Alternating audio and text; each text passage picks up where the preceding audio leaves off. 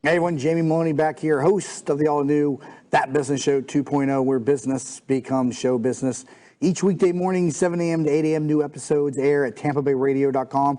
Also, we invite you over into our Facebook group, where we utilize Facebook Live each and every morning to show the new episodes to our Facebook group, in addition to the YouTube channel. So taking advantage of multiple methods of getting the audience the content that they so crave. Such great information coming from a variety of different entrepreneurs, business, professional, and community leaders each and every morning on the program. And we want to hear your story too. Visit tbsinterview.com for ways to come onto the program and share your story of success, or maybe some of the challenges that you're having in your business. Again, this show is for people from all areas of business, all areas of industries in business. We want to hear from people starting up and struggling to the developed and the established business owners as well, because we know our audience out there is in different levels of success, some areas of failure as well. And so hearing from the people in all areas of business really helps spread it across the entire listenership. So my guest today, we're going to be talking real estate. He is a Seattle-based realtor, Aaron Hendon, a real estate investor, author, and educator, and speaker in addition to his role as a realtor. And he is the managing partner of Christine & Company, a Seattle Magazine awarded 5-star real estate agent winning team for the past 5 years, an individual rising star in Seattle real estate winner this year. So Aaron, welcome into the program today. Hey, thank you so much, Jamie. Thank you for having me. So we're kind of on both corners of the estates here. I'm over here in Tampa. You're up there in Seattle. So I talk a lot of real estate here on the program. But just generally speaking, what's going on in the Seattle real estate market? How y'all doing up there?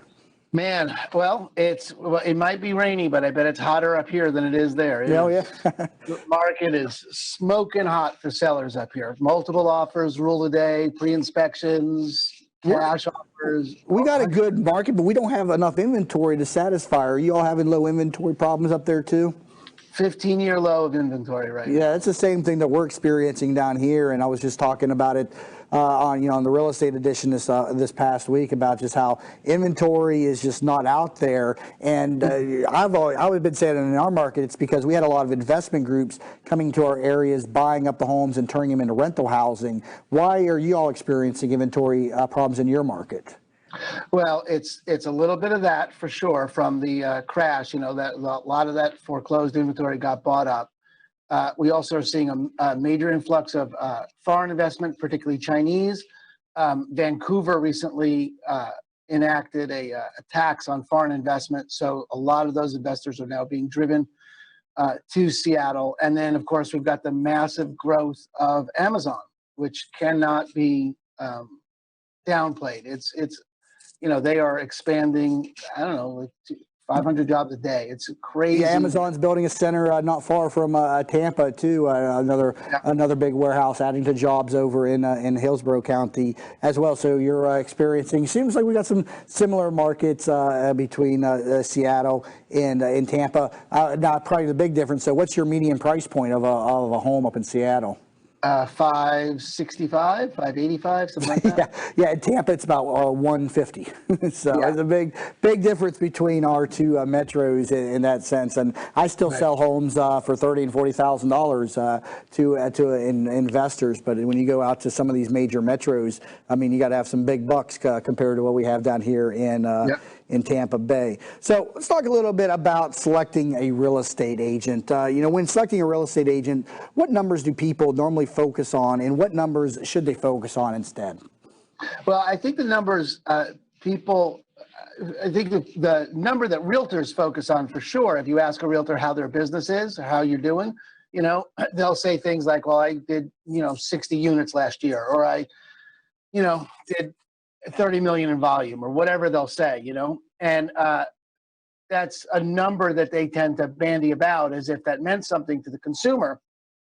Whereas really the number that I think matters most to a consumer is how much money are you going to sell my house for? Right. How much and then how short a time? Those are really all the seller cares about. It should be all they care about, but you'd think from their actions that they don't care about it at all, because I don't know about you, Jamie, but I have never been asked at a listing presentation, can you tell me how much over average you sell your homes for and in how much less time? And now I see in your office that you're averaging 5% higher on average than your competitors. Have I got that right?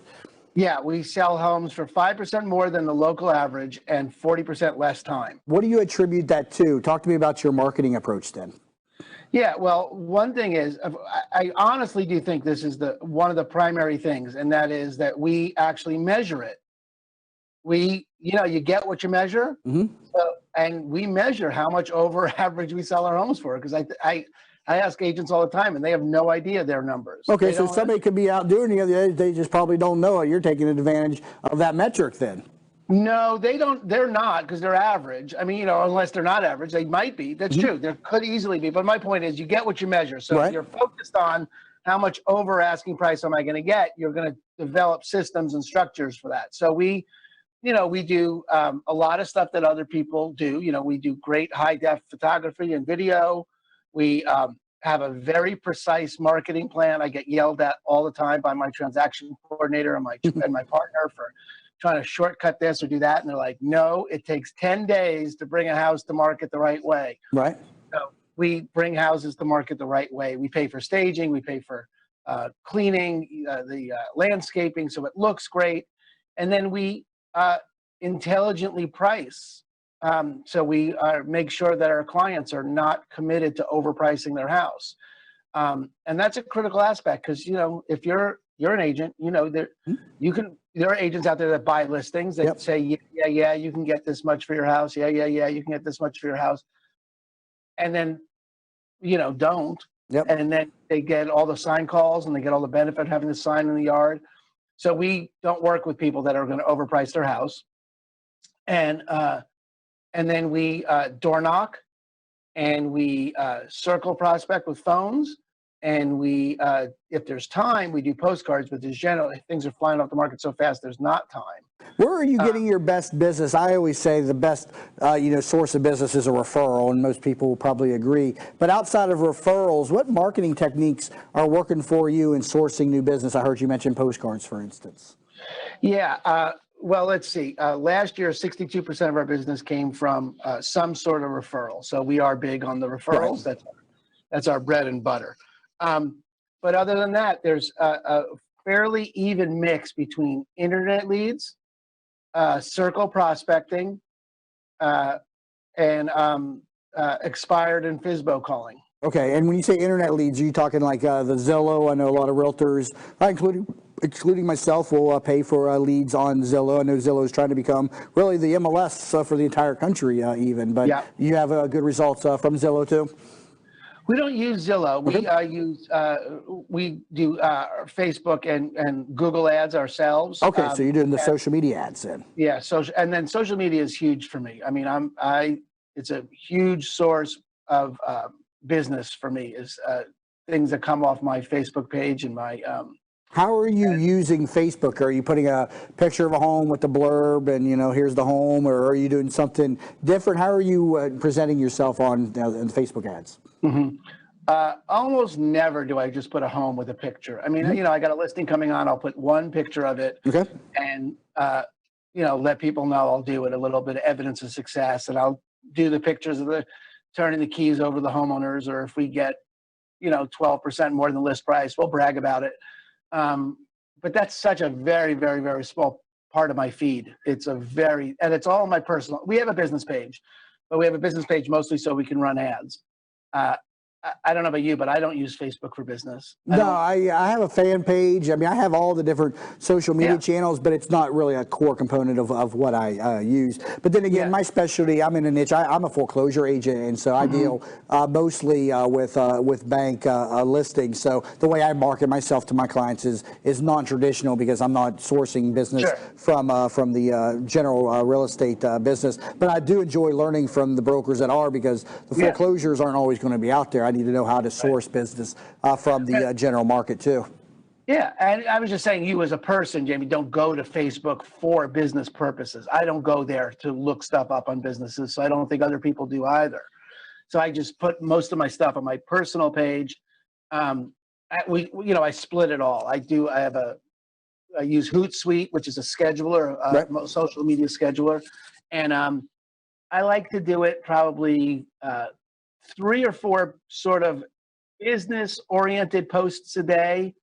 Some interesting article, something I find interesting, anything from, cat pictures to an interesting article in the Harvard Business Review, like really that spectrum. Right. It's all about, grabbing the attention, right? Yeah, and then I put pictures of my kids. I put pictures of, my family, and I post, stuff about the Seattle Seahawks and the New York Mets. Those are my teams. Mm-hmm. And, and so there's a lot of personal interaction with people, so people get to know me as a human, because that's who they hire. They hire people they know, like, and trust. So most of the social media is that. And then there's enough real estate mixed in that they know what I do.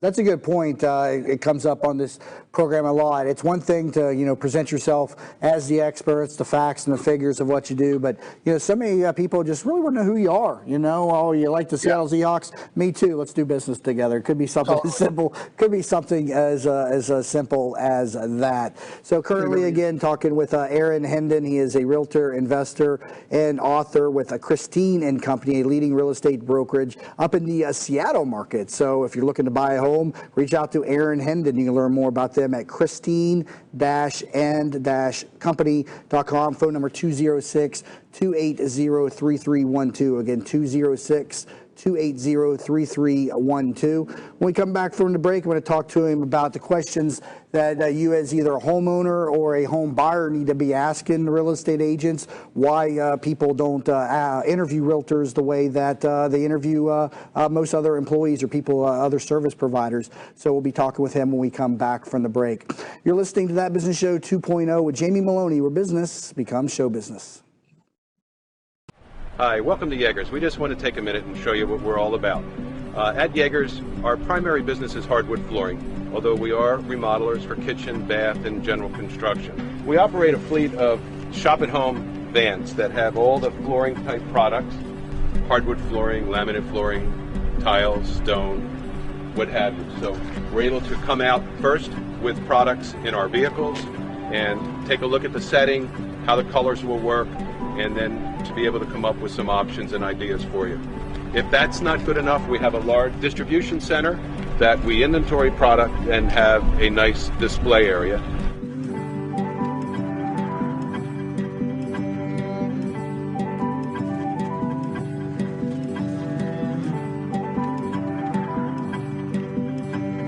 Hi, Jackie Skelton from JR World Travel here.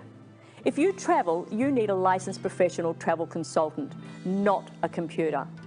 Your licensed professional consultant can get you more for your time and your money. Value for your money and experience, not marketing salesmanship. When you're sick, you call the doctor. When you need legal advice, you call an attorney. So the next time you want to go on any type of travel, call your licensed professional travel consultant who actually represents you. We specialise in group travel, family reunions, weddings, to escorting large groups or making special arrangements for the disabled. Please call 844-249-0190. We are a full-service travel consultancy offering worldwide concierge service. Air, land, sea, rivers, resorts, locally, nationally and internationally. Remember that number, 844-249-0190.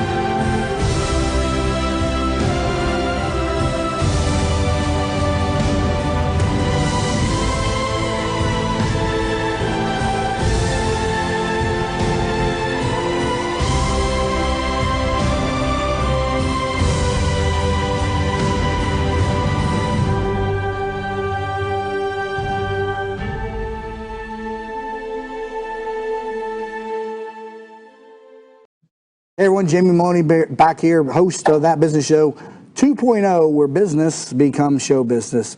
Talking with a fellow real estate agent with me today, Aaron Hendon. He's a realtor, investor, and author of the book, Don't Get Fooled Again. And we're talking specifically, about real estate, about how to differentiate yourself in the business as a realtor. But we want to give some good advice out there to the consumers too. What questions they need to be asking us as real estate professionals. And so I'll begin, Aaron. Why don't people interview real estate agents the way they'd interview most other employees or service providers? It's an interesting question, Jimmy, and I'm not 100% sure. My best guess so far, and this is something that has interested me, and I'm doing some of my own studies on this, actually, surveys and things, but I think it's a function of the context that real estate lives in for people. And what I mean by that is that I think people live in a reality that they're supposed to know already about real estate. Are you saying that people, it's because of the prevalence of information that everybody considers themselves an expert and a realtor is really not going to do anything for you anyways? Well, maybe, but I think it's more like, if I go into an auto mechanic and he tells me the serpentine belt needs to be changed, right. As a guy in this culture, I don't have the freedom to go, you know what, I don't know what a serpentine chain means, help me out. Right. My wife goes in and they say the serpentine chain. She can say that. She can say, I don't know what that means. Tell me what that means. A guy can't say that in our culture, and the norm is not to know that. The norm is you're supposed to know that. And I think real estate lives like for men and women, like they're supposed to know it. And you can't ask questions when you're supposed to know the answer. Right. And it just makes you look stupid, and people would rather drink hot lava than look stupid. A lot of questions. A lot of people will call in the agent to list their home and have them do a listing presentation, but you don't, at least not in our market, on the buy side, you don't see realtors giving buyer presentations. It's sort of like whoever they call and whoever picks up the phone, that's who they go with. Is it the same in your market? Totally. People walk into open houses. I mean, that's why a realtor works in open house. So because they know they're going to pick up one or two unrepresented buyers, and that's the way it works. If you're friendly and you sound professional, you win the day. Right. And that's insane. That's actually sort of crazy. This is the most expensive thing you're ever going to buy. It's going to touch every aspect of your life for the next 30 years. It's a singular event, and you're going to hire someone because you like their face. That's how you choose how to go to dinner. Yelp. I talk a lot about the dysfunction of the real estate business, how it's come together, how disjointed it is. There's different theories and ideas of why real estate came together the way it is, but it's very dysfunctional, very disjointed. It's very easy for realtors to get into the business. Some of the reasons why we have such the poor reputation of the industry that we have, and so there's plenty of well qualified professional people out there. It's just you've got to ask the right questions. And so what do you recommend for people then that are looking to buy a home? What is the proper procedure to find a good real estate agent to represent you when you're buying a home? Well, first you got to get the context that you're about to start a new business. I think, invent an empowering context anyway. And one is you're starting a new business, so you're going to hire someone to help you run it. You're going to hire, and if you're going to hire someone, how you find people that you're going to hire is you interview them. People don't usually look at it like they're hiring a real estate agent. But if you did, you'd interview them. And so then the interview questions you could ask would be, tell me how many transactions you've done in the last 12 months. All right, good. Now, if they've done 3 transactions in your market, they're part-time. In your market, you can't live on a transaction a month. Right. Right? If they're doing less than a transaction a month, or they got to be doing it part-time. Do you want a part-timer? Right. Maybe, I don't know, but at least you get to decide, Yeah, and a lot of times people end up going to a friend or a family member, which is nice, but usually ineffective to what you really want and need. Yeah, it just doesn't make any sense. There's no logic to it. I'm going to hire my kid's soccer coach.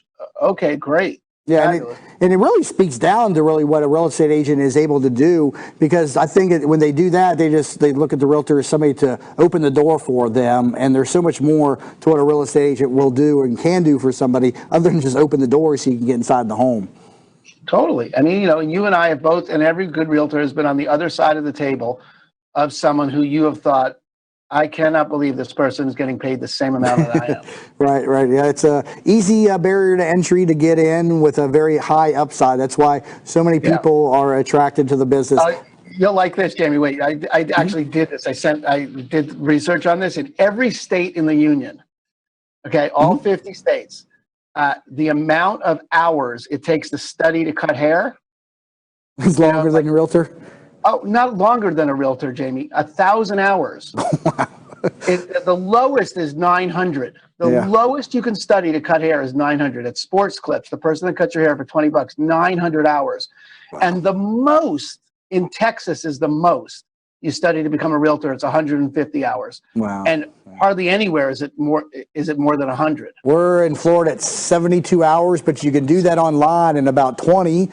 Totally. And just go take the test. Yeah. That's right. So that's 10 to 15 times more to cut hair for a $20 transaction. Unless you're my wife, then it's $150 transaction. Right. Still. Yeah. The only sticking point in our state is the state exam tends to weed out a lot of people because the difficulty of it is completely different than the state exam. But that's the only thing we got to block people from getting into the business. How is it out in Washington? Same, 90 hours. 90 hours and take a state test and fingerprints and a background check, and that's it? That's the whole deal. Yeah, so you're in the same category of prep that we are. Let's talk about discount brokers now. Do discount brokers really save you money, and why is negotiating a better fee from your realtor not a good idea? Well, okay, I mean, obviously I'm biased, so let's just get that on the table, okay? But the other way to look at it is, look, if you're dealing with there's a bunch of different ways to look at it, but if you're dealing with someone that is asking for 3%, right? Commission, which is standard in this part of the country. I don't know what it is there. Same in ours, yep. So 3% aside, right? Pretty much standard everywhere. 3% aside. Good. If you're dealing with someone who's only asking for 1.5%, let's just say, do you think if they could get 3%, they would? Oh, yeah. Okay, then you got to know right away that they're not as good because they're only getting 1.5. Right. If they could get the full price, they would. And they're not. So let's just call that what it is. Why aren't they getting why are they only getting that? Discounts are either in business, not real estate, in business in the world. They're either because the product isn't as good, so you get a discount. There's too much of it, right? They're going to make it up on volume. They're going to take less and they're going to make it up on volume. So great. If you want to work with someone and you're like one of those, I buy toilet paper at Costco because you get those huge rolls of toilet paper. Great. If you want to be one of those rolls of toilet paper with a discount broker, just great, use them. Or somehow they've magically lowered their overhead and they're somehow making it up in that way. Those are the only ways that people get discounts. And the overhead in this case is going to be your marketing budget, what they're going to do to market your home. Right. In our market, you usually just put it in the multiple listing service, which with one photo. And if that's what you want, you can get it in our market. I mean, we got people doing that service right there for a few $100s. I don't know what it starts at in Seattle, but yeah, you can get that in Tampa for a few $100. Yep. Absolutely, and you get what you pay for. Yeah, so you're cutting out the marketing of the home, the staging, the photos, and the exposure to more and more people by hiring. And don't undersell the power of negotiating too. You need to have a good negotiator, and you don't want to be negotiating your own contracts in real estate. No, I mean, look, if you just out negotiated your realtor, right? You got them down from 3% to 2.5%. You probably feel great, except you've now out-negotiated someone who you're paying to negotiate for you. Right. You got the wrong realtor there. Let's say, why shouldn't you hire a realtor just because you see a lot of their signs, going back to selecting a realtor? Sure. Well, it's one of those things where it's the way your brain works is it takes information that's most easily accessible, and because it's accessible, thinks it's correct, thinks it's important. So if I asked you to name a potato chip, you would say Lay's. Yeah, and that's what everyone would say, Lay's, because Lay's has your mind share, and it has mind share for years. Okay, if you were younger, you might say Pringles, right? Or Ruffles. But there's always one or two or three tops that can fit in the top of your mind: shoes or Nike, luxury watches. Who makes luxury watches? Rolex. Yeah, that's it. I mean, that's the only one who's got that mind share. So, just because a realtor has a lot of signs, now they have your mind share. That just means that that kind of thing builds on itself. It has no indication of the quality of their work. It's simply that they have mind share. Right.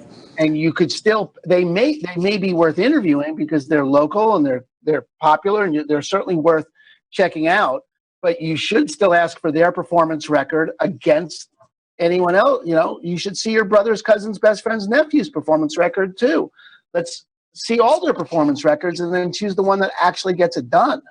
Got about a couple minutes left. I want to give a plug out for your book, Don't Get Fooled Again. Tell the audience what they can get from this book and where it's available to for you. Sure. It's a short, easy read, and it goes through the 7 questions that I think are the most critical in someone being able to choose the best realtor, the best performing realtor for them, including a little system for being able to do it via email, so you're not confronting people one-on-one with like, and they can get it at don'tgetfooledagainbook.com. It's totally free.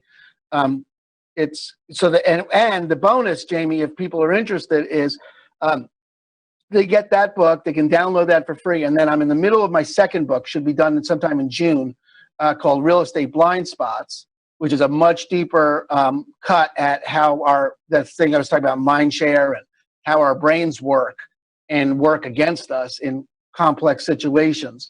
So it's Real Estate Blind Spots. And if they're on the list, if they get the first book, they'll be on the list for the second book, and I'll just send them that one for free. All right, so don'tgetfooledagainbook.com to get a copy of that book, Don't Get Fooled Again, by Aaron Hendon, realtor, investor, and author, and with Christine and Company. Learn more at christine-and-company.com, christineandcompany.com. So Aaron, good discussion. Always great to talk real estate with another realtor.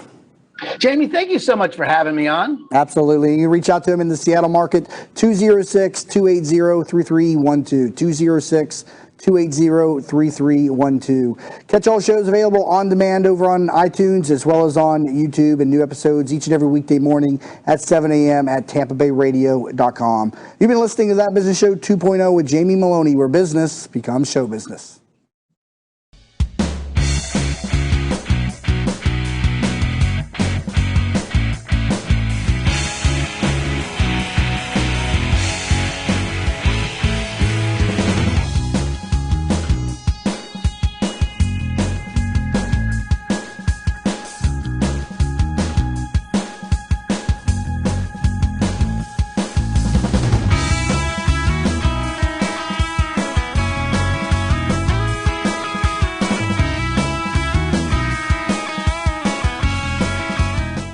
Hi, welcome to Yeager's. We just want to take a minute and show you what we're all about.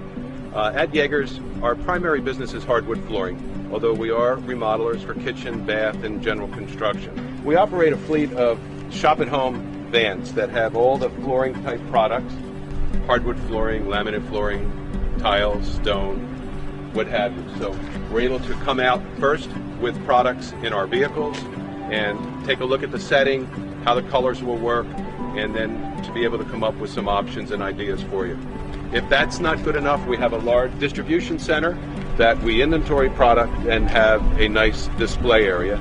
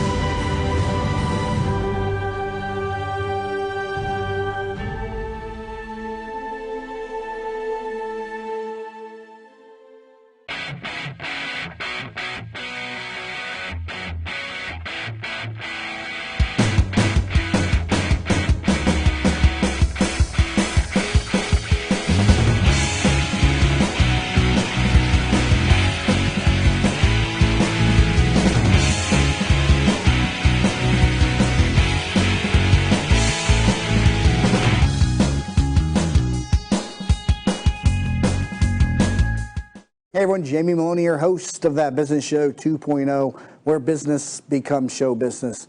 Inspiring entrepreneurship each and every weekday morning here on TampaBayRadio.com and available on demand on iTunes and on our YouTube channel, in addition to a variety of other podcasting sites. We want you to become the next great success story, and we want to hear from you as well. So whatever business that you're in, whatever phase of success or even failure that you're in, we want to hear those stories because there are so many people out there that need to hear that they are not alone in business, wherever it is that they are at. And so that is the mission, that is the vision of That Business Show 2.0. Head over to tbsinterview.com and you can find out how to come on to the program. And today is a great story about inspiration. How my guest today, Laura Pennington, went from a teaching position, a long commute between home and work, and needing to supplement that income, and how she found freelance writing and turned it into a business all of itself. And so to my guest today, Laura Pennington, freelance writer and coach with six-figure writing secrets. So Laura, welcome to the program today. Hi there. Thanks for having me. So I will let you share the story of how you were in Baltimore, working as a teacher, dissatisfied where you were at life. Take me through this, please. Sure. So I accepted a position in the Baltimore City teaching residency, which is very similar to Teach for America. They take people who have no background in education and kind of drop you into a struggling inner city school. And you can imagine just how well that played out. No. The 6 weeks of training I went through woefully unprepared me for what I was going to face in a classroom with 110 students. Okay, so you didn't go to school for education. You didn't come out You ready for how to deal with a classroom, let alone an inner city classroom environment. Take it from there. Go ahead. Yeah, so I didn't have a background in that. I'd been a teaching assistant at Virginia Tech when I got my master's, but I was working with college students. So it was pretty overwhelming and exhausting. It wasn't really the students, it was the administration and the adults within that bureaucracy that were really frustrating and overwhelming. And I really burned out after so many days of teaching 6 hours straight without a break. It really just took a toll on me. And I knew that I was going to have to leave that position. I wasn't really helping my students be the best students they could be, and I was also personally exhausted. So that's when I Googled how to become a freelance writer. All right, so tell us what it is to be a freelance writer and how you began to transition from education into the life of a writer. Sure. So I landed my first couple of jobs a couple weeks after getting started. I made my own writing samples, got a couple of clients, began working with them, realized that I loved it a lot. So I had taken another day job in the insurance industry during that time. Wasn't sure if it was a fluke or not making money with freelance writing, but I began to grow my business part-time. So I had a day job. I did this in the mornings, on the weekends, at night. Even my lunch hour was for client calls. And I really grew my business. What you do and what I do mostly is to provide written content to people who don't have the time, the interest, or the writing ability to produce it for themselves. So I'm basically a ghostwriter. Okay. Do you write on any level of or a variety of topics? If I come to you and want you to produce a blog for me, or if I'm a doctor and I want a medical articles written, do you do any type of topic? I do. I really started out that way. I'm kind of niched down now. I work mostly with insurance agencies and law firms, so that's almost exclusively all of my clients. Okay, I can see law firms because they do a lot of writing. How does the insurance side of this work? Are you writing just briefs on behalf of the insurance companies, write-ups on different cases? How does that work?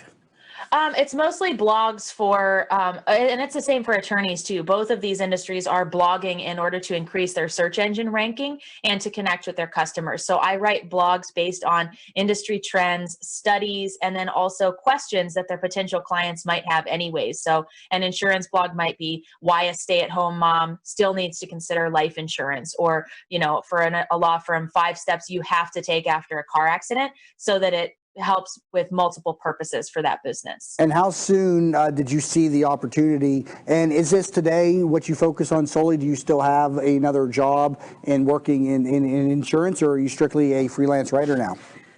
I balanced both for 1 year, and then I got so busy with my freelance writing business. And actually I went to quit my job and I got fired. So it was a blessing in disguise. I went full-time immediately and scaled my business to the 6-figure mark. I want to know more about how do you go to quit a job and get fired at the same time? How did you time that?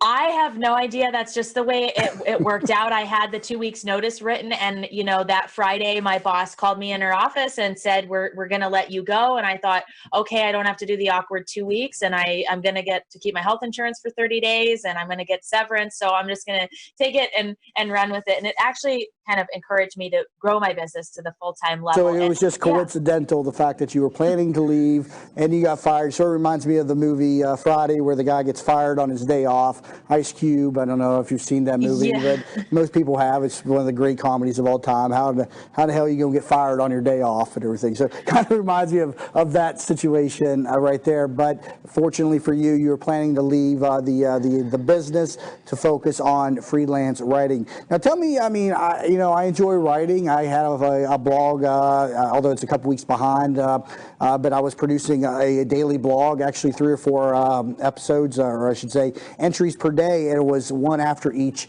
guest on the show. And so I've done this show now 2.5 years, interviewed over 1,000 people. So I've got about 1,000 different blog entries up at TampaBayRadioBlog.com. But how lucrative or how much opportunity is there in this business being a freelance writer? Well, content is king. That's still absolutely true on the internet today. People are reading and consuming more content than ever. So any business that wants to land clients digitally has to have a content marketing strategy. So the demand is certainly there. As far as making money, it depends on how much you want to work and the industry you're working in. So for example, because I work with attorneys and it's somewhat technical content and you have to do a lot of research, it pays more than your traditional blog might. Same thing with anyone who's writing in healthcare or medicine, because it's just more complicated and you have to have a background in it to succeed with it. But what I love about freelancing is if you have 2 hours a week and want to make money with this, or if you have 40 hours a week, you can scale it to as much as you want. How did people then become a freelance writer? I mean, you can become a freelance anything. Hey, I do this or I do that. How do you get out there and let people know that you're a service provider for this? Are there clubs or websites or organizations that you join? How do you get your name out there for this? Well, it's kind of, you need to just claim this status as, a credible expert in this industry. But if you need to get clients relatively quickly, I recommend joining a paid job board, which is basically a place that connects you with clients who are already in the market for hiring somebody. I like to use Upwork.com. It's the biggest provider of freelance projects online. There's lots of other examples out there. So I like that for new freelancers, because those clients are pre-sold. They already know they want to hire somebody, so you don't have to convince them about the benefits of outsourcing. They're just looking for the right person. And then as far as what you need to have some work samples and you need to have a really good pitch in order to begin landing clients. Now, do you believe that you yourself were a natural writer? I've seen a lot of people's writings and it's horrendous. I consider myself a pretty good writer, but I think writing is one of those things you either are good at or you're not good at. Anything can be perfected and fine-tuned, but for some people it's like singing. You can either sing or you can't. I mean, you can perfect it if you can sing, but to me it's you can write or you can't write. How do you say? I tend to agree with that. I think if you are a good writer, I can help you go from good to great. But if you are a struggling writer, and particularly if you have problems with spelling or grammar or comma placement, you're really going to struggle to land clients. So then I might recommend you become a virtual assistant or graphic design, do some other type of freelancing. But you do have to have like a base level of writing ability, but mine was not traditional business writing. So you can kind of teach yourself if you've got that interest in reading and writing and you have a good vocabulary and grammar skills. And punctuation, a very important part of writing. We debate this past couple weeks or month with regard to the Oxford comma and how it affected a lawsuit. Do you know what I'm talking about by chance? I know exactly what you're talking about. The dairy farmers. Yeah, I guess the removal of the Oxford comma changes the entire structure of the sentence. And for people that aren't familiar with the Oxford comma, it's the last comma in between a list of things to separate the last two things in a list. Versus, so if you say red, white, blue, green, you have commas in between each of the words, but the blue and the green, the last two, some people like the comma there, some people don't. And so when it's there, it's an Oxford comma. But certain sentences, it changes the entire meaning of it, and there was a lawsuit that Oxford comma missing completely changed the meaning of the document into a way that the writers did not intend it to be. And so knowing how to write can cost you money too, can it?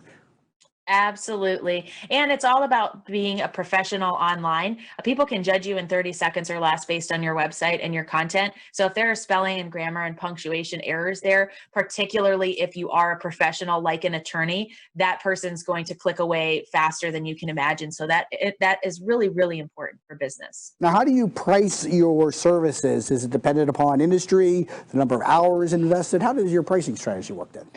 It's kind of a mix of those two things. When I first got started, to be honest, I didn't know what I was doing. So it was mostly based on how long I thought it would take me to complete the project. However, even within my own industry, there's a big difference for me writing about car accidents and then writing about the mechanics of a defective medical device. Those are kind of two different things that require more research and a higher level of expertise. So sometimes I will price differently within my industry based on how complicated the material is. But yeah, it's kind of a mix of what am I writing about? How long is it going to take me? And then I always try to incentivize my clients. I give them a discount if they order more than a certain amount of work per month. That just encourages them to order a little bit more, but it also allows me to have retainer clients so I can plan my income easier. And you're working this business, I take it, from the comfort of your home or wherever it is that you choose to work. Am I correct? Yes, and we are getting ready for move number 6. In the last 7 years, my fiance is in the Navy, so we move all the time, and being able to have a mobile career that I just need Wi-Fi for is huge for our lifestyle. Incredible. And how many hours a day roughly do you spend writing and contributing to your business right now? I would say right now between 3 and 5 a day. Wow, so that's a great income, whether to supplement an existing business or to break off onto your own, like you have done here with Six-Figure Writing Secrets. Currently talking again to Laura Pennington, freelance writer and coach. Learn more at that website, sixfigurewritingsecrets.com. We've got another segment with her when we come back from the break. Talk a little bit more about what it is to be a writer and how to be a good writer. One of my favorite topics is talking about writing, because I definitely enjoy writing myself. You're listening to That Business Show 2.0 with Jamie Meloni, where business becomes show business. Hi, welcome to Yeager's. We just want to take a minute and show you what we're all about. At Yeager's, our primary business is hardwood flooring, although we are remodelers for kitchen, bath, and general construction. We operate a fleet of shop-at-home vans that have all the flooring type products: hardwood flooring, laminate flooring, tiles, stone, what have you. So we're able to come out first with products in our vehicles and take a look at the setting, how the colors will work, and then to be able to come up with some options and ideas for you. If that's not good enough, we have a large distribution center that we inventory product and have a nice display area.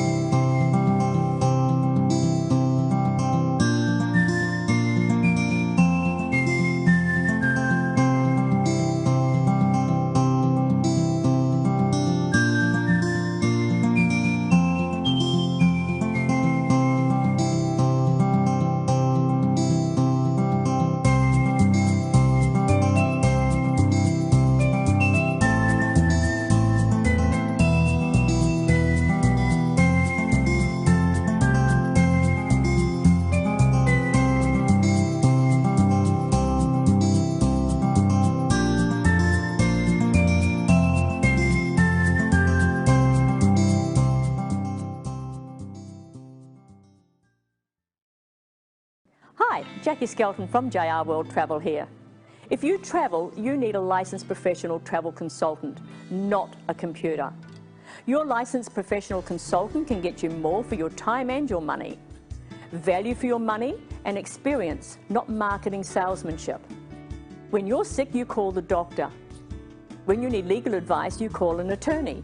So the next time you want to go on any type of travel, call your licensed professional travel consultant who actually represents you.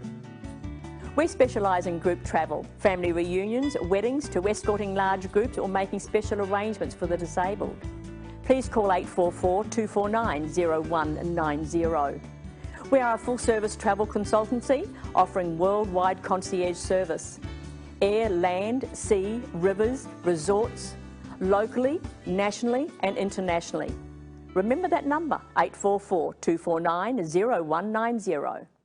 Hey everyone, Jamie Meloni back here, host of the all-new That Business Show 2.0, where business becomes show business. Where we talk with different business owners, entrepreneurs, political and community leaders each and every morning in an effort to inspire entrepreneurship, and we want to hear your story as well. Head over to tbsinterview.com for more information on how to get onto this program, and all episodes available on demand. Over 1,000 different entrepreneurial interviews going back over 2 years on this program, and even more if you include all the real estate editions of the program that we have done. So a lot of content here on this program. You can find it over on our YouTube channel, thatyoutubechannel.com. It made it easy to find. Also on iTunes, just search for That Business Show, and it's also available as a video cast up on iTunes as well in high definition. Not a lot of people doing high definition video on iTunes right now, except for some of the major players in the business. So differentiating the program with the use of video in addition to just audio. So please subscribe to us on iTunes, leave a review and download some episodes, listen to them as well. A lot of great content inside them, help the show grow. So today we're talking about freelance writing. My guest is Laura Pennington, freelance writer and coach with Six-Figure Writing Secrets. Learn more at that website, sixfigurewritingsecrets.com. And she turned a career in education, dissatisfied where she was at in life, found the business of writing, began to supplement her income, and then replaced her income with the writing business. So when you began writing, you said you handled a variety of different topics. You wrote on anything. Where did you see the opportunity with regard to insurance and legal? Why did you go that direction? Is that just where your passion lied? Sure. So I had been involved in the legal and insurance industries as an employee, kind of in college and in graduate school. So I knew the industry a little bit, but I saw that those were the easiest projects for me to land by positioning myself as an expert. Those tend to be more technical topics that not just anyone can write or talk about. So when I saw a pattern of continuously landing projects from attorneys and small to mid-sized law firms, I decided that was where I was going to really focus my effort. Now, you mentioned a website earlier. What was it, Upwork? What was that again? Yes. How does that work? I've never heard of that site, and so I want to learn about that. So is that for anything and everything related to freelance work? Yes, so you can hire voiceover artists, cartoonists, logo designers, transcriptionists, virtual assistants, writers, just about almost anything you can imagine that can be done freelance. And Upwork is basically an intermediary. So clients come to the site, they post a job. Freelancers who are members of the site will submit a bid and response, share their work samples and how long they think it might take them to do the project. And then the client hires them. And then there's a, kind of a fee that Upwork takes from the freelancer. There's a monthly membership, and then they take 20 to 5% of the project fee, depending on how big the project is. And then they also serve as an escrow service. So the client has to prepay into an escrow account managed by Upwork. Then when you submit the work, Upwork releases the money to the freelancer. So I love it because the clients already want to hire somebody. And then secondly, not having to chase down money is huge for a new freelancer. So having that additional protection is really beneficial. So is this like Fiverr and 99 Designs, or is that in that same category? Any differences, or have you used those other sites, and is there a particular reason you like the one over the other? Yeah, so I use Fiverr for other things, but I have never hired a good writer through Fiverr, and I've probably hired 100 writers for my own clients in the past couple of years. So there's definitely people over there, but somebody charging $5 an article, the grammar tends to be just horrific, and it's very generic content. So I haven't found that to be a good avenue for hiring writers. And then Upwork really just has so many job opportunities posted. And because it's driven by the client posting a job, it's better for the freelancer actually, because they're not having to submit for business aside from when someone posts a job. And you can also be invited to jobs. You can manage long-term contracts on there.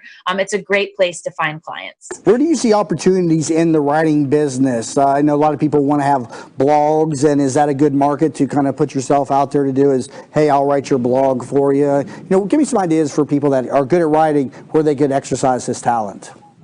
Sure. So blogs are huge. Blogs are a big deal. They'll continue to be an important component of content marketing in the future. However, I see a lot trending towards sales copy, which is a different type of writing, whether it's email newsletters, sales pages. A lot of people who are launching online programs and courses need good copywriters to communicate their voice and to specifically write sales copy that entices somebody to click buy at the end of a page or at the end of an email sequence. So if you have the interest in learning sales copy specifically, that's something that I think is going to become more and more important. And also video scripting, as videos become a more important piece of digital marketing overall. Some people just aren't comfortable with appearing on video off the cuff, and they may want to have a script, whether they're selling a product or even just a YouTube channel, to have assistance with that process. Now, I see you're also a coach. Do you coach others in writing, and do you have other avenues that you also coach in?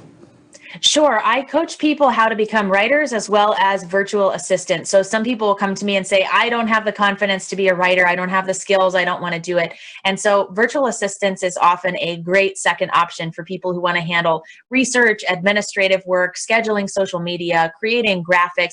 All of that kind of falls under the umbrella of a virtual assistant. And I teach people how to launch their careers successfully, to make some extra money, to make sure they have the right materials when they're pitching to clients, and then how to scale it to a sustainable business as well. What type of industry does well with virtual assistants? I'm a realtor, and I know there's a lot of virtual assistants in that field. A lot of people in the bookkeeping side of virtual assistants. Where are opportunities in that area of business? The next kind of open opportunity that I would see in the virtual assistant world is with bloggers. A lot of people have blogs that they're monetizing. They have podcasts that they're monetizing, and those people need help with a specific aspect of running their online business. They don't have time to do it all. I have seen an increasing number of bloggers recognizing that they need help scheduling their social media or proofreading things or uploading blog posts and formatting them. So virtual assistants can step in and take some of these things off of a busy online entrepreneur's plate. Now, for the entrepreneur out there with their own business, we've been talking about writing and developing content. Say they have a blog. How often should they be posting to the blog? I think the standard is, at least once a week. What do you recommend, and how long should a blog be? Well, it depends on the industry, and it depends on what you're attempting to accomplish. So for my legal clients, they're in very competitive marketplaces. They may be competing against 100 other law firms if they're in a big city. So they are posting every day with at least 400 words or more.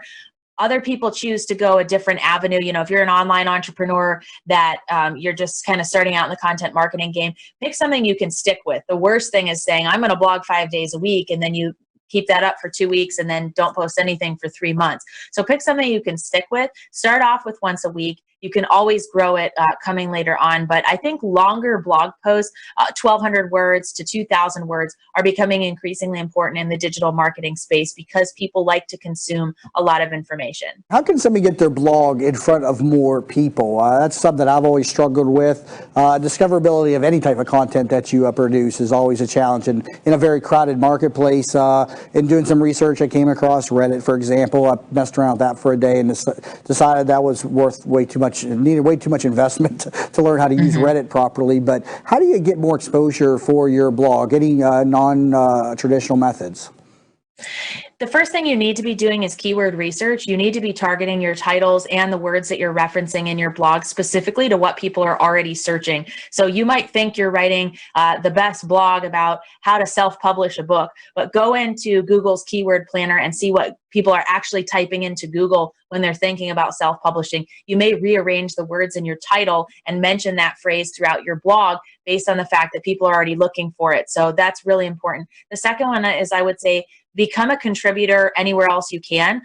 When I write for the Huffington Post, I write for Boss Babe, which has a mailing list of over 50,000 people.